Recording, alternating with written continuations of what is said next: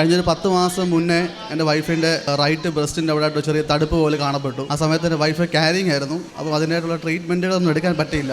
അപ്പം ഡെലിവറി കഴിഞ്ഞിട്ട് ചെയ്യാം എന്നുള്ള ഇതിലിരുന്നു. പക്ഷേ ഡെലിവറിയുടെ ലാസ്റ്റ് സ്റ്റേജൊക്കെ ആയപ്പോഴത്തേന് ആ മുഴ ചെറുതായിട്ട് വലുതായി. അങ്ങനെ ഈ മാർച്ച് 6 ഡെലിവറി കഴിഞ്ഞു. അങ്ങനെ മാർച്ച് 8 സർജറി ചെയ്ത് ആ മുഴ ഞങ്ങൾ റിമൂവ് ചെയ്തു. ബയോപ്സി കഴിച്ച റിസൾട്ട് വന്നപ്പോൾ അതിൽ ക്യാൻസറിൻ്റെ ആയിട്ടുള്ള കണ്ടന്റ് ഉണ്ട്. അങ്ങനെ ഞങ്ങൾ എറണാകുളത്ത് ഒരു ഹോസ്പിറ്റലിൽ പോയിട്ട് ഡോക്ടറെ കൺസൾട്ട് ചെയ്തു.